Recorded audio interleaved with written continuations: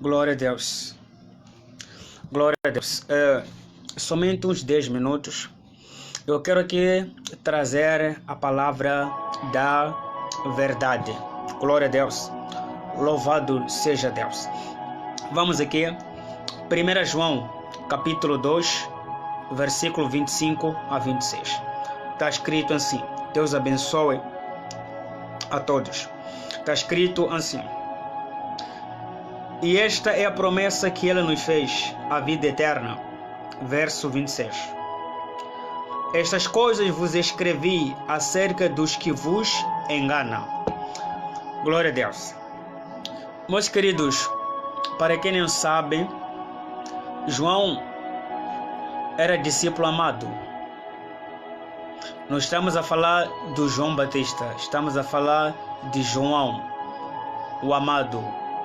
João, discípulo de Jesus, que primeiro foi discípulo de João Batista e depois passou a ser discípulo de Jesus. João, ele escreve, segundo o que ele disse no versículo 26, de que estas coisas vos escrevi acerca dos que vos enganam. João está a dizer de que eu vos escrevi essas coisas é para tirar as dúvidas, ou seja, é para acabar com as mentiras que andam a falar no vosso meio acerca das promessas de Jesus. Irmãos, claro que Jesus fez várias promessas. Fez a promessa do Espírito Santo e cumpriu. Deixou a promessa da sua volta, da sua vinda, que ainda não foi cumprido, mas brevemente isso vai acontecer. A Bíblia diz que Deus amou o mundo de tal maneira que deu o seu Filho, o seu unigênito, ou seja, que enviou, para que todos aqueles que nele creem não pereçam, mas tenham a vida eterna. Olha, dentro deste versículo nós encontramos uma promessa.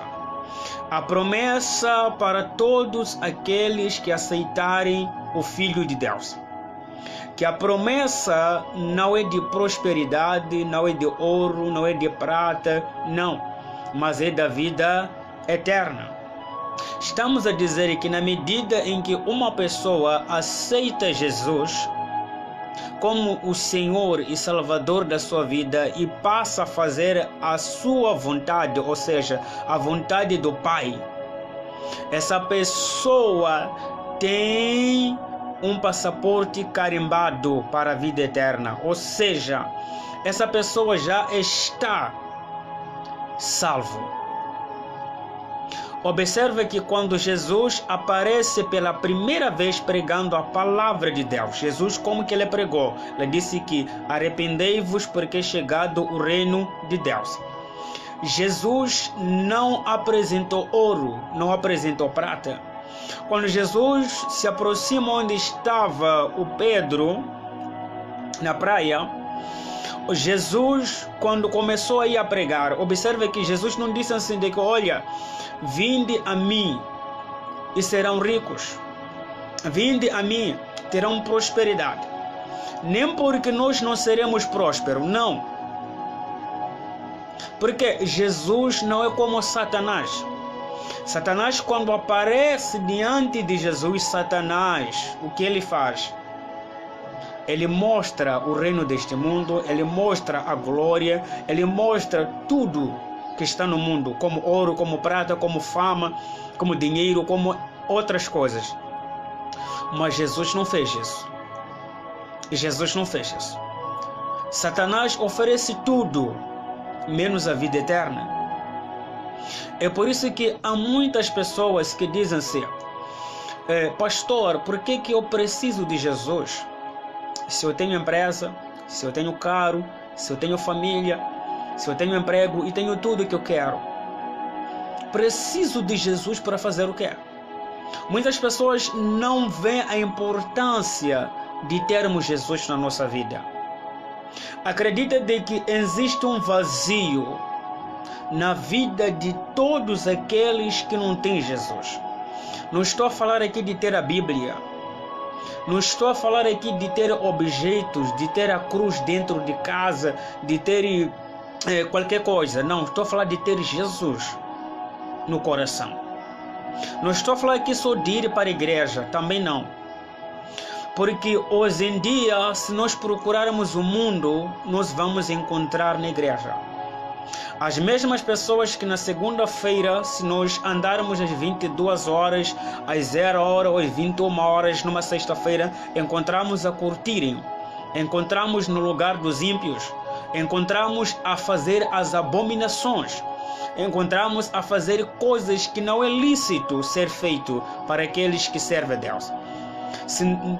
São as mesmas pessoas que no domingo estão dentro da igreja.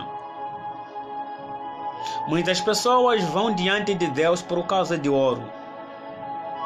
Há muitas pessoas que às vezes mentem para o povo.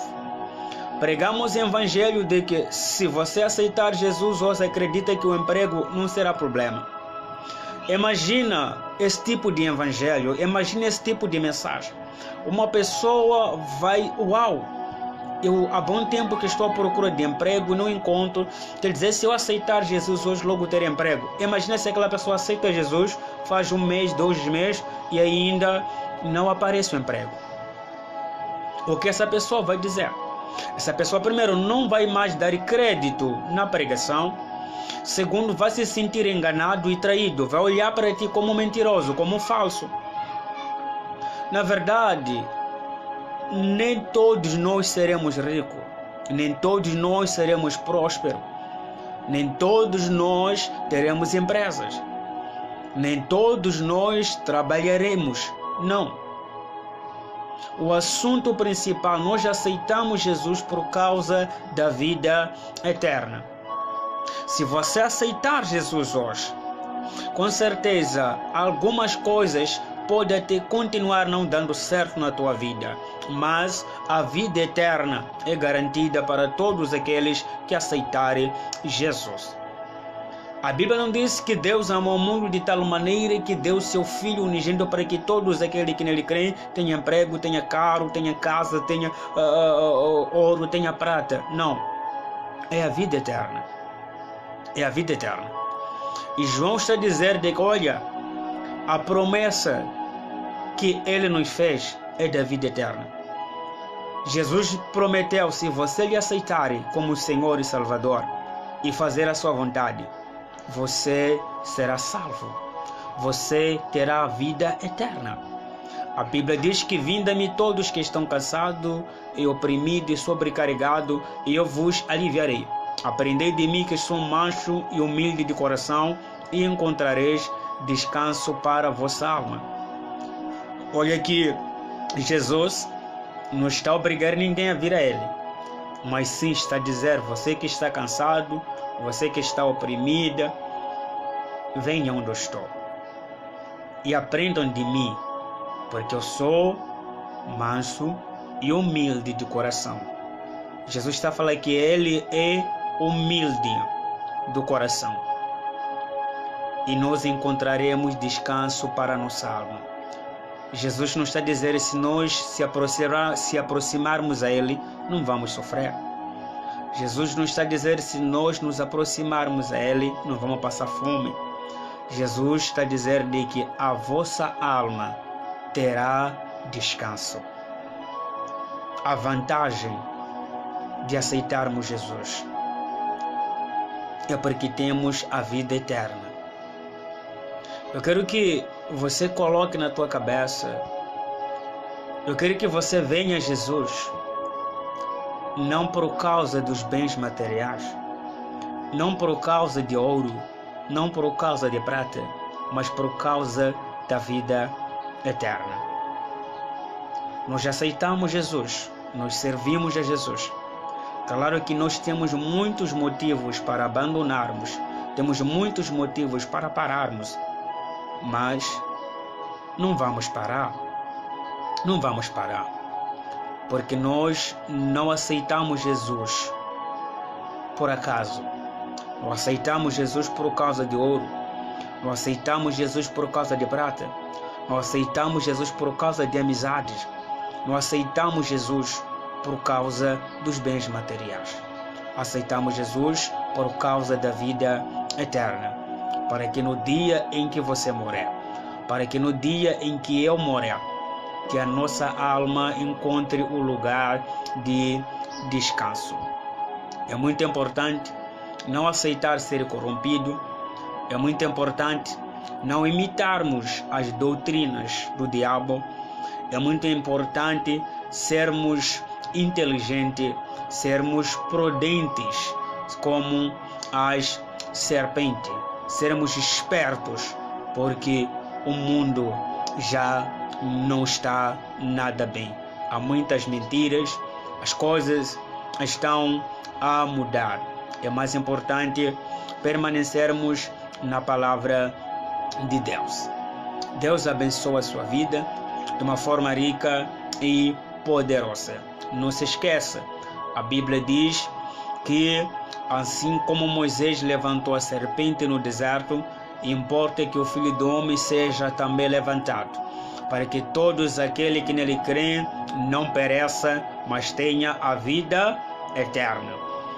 Há mais de 10 versículos, 15 versículos, que fala sobre a promessa principal de Jesus, que é da vida eterna para você, a vida eterna para sua família, a vida eterna para sua casa, a vida eterna para seus amigos, a vida eterna para todos aqueles que servem a Deus.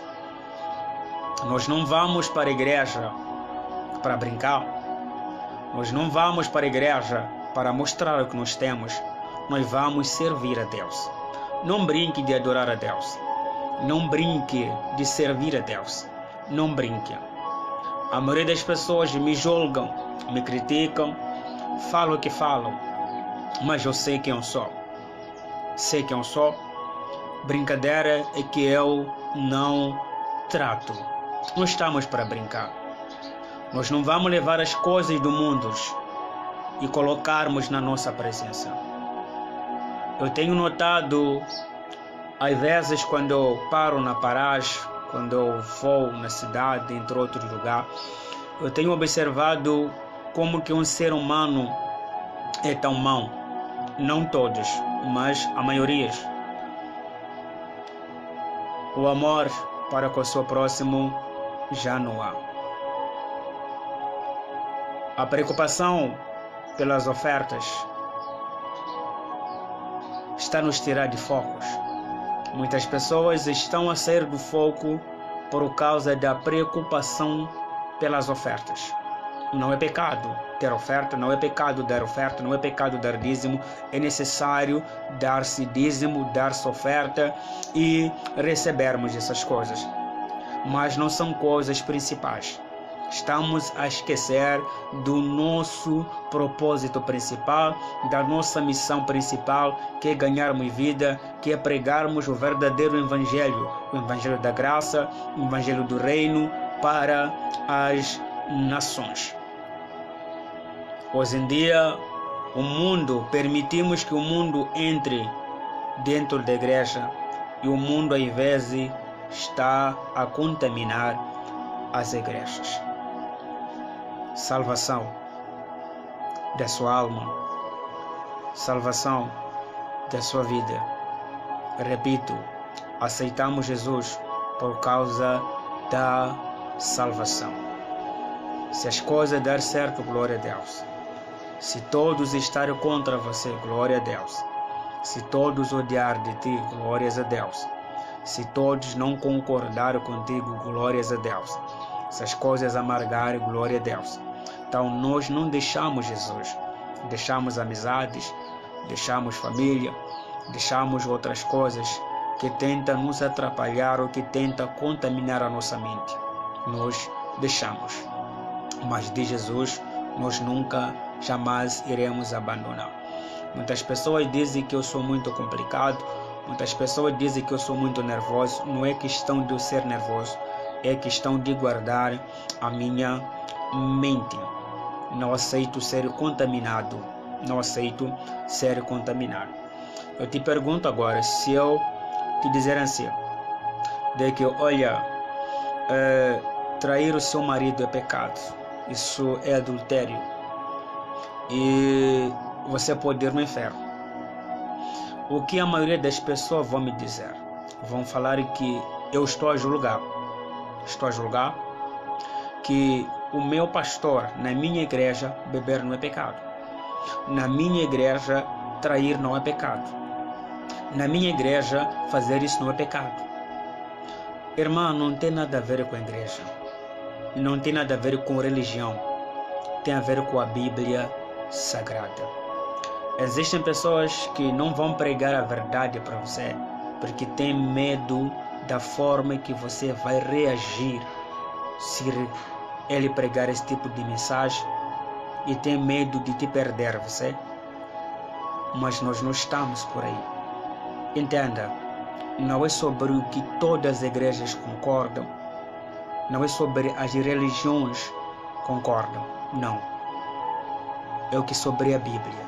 O que é errado é errado, o que é certo é certo. Claro, se eu dizer que os bêbados vão no inferno, algumas pessoas vão se sentir ofendidas e vão se sentir julgadas.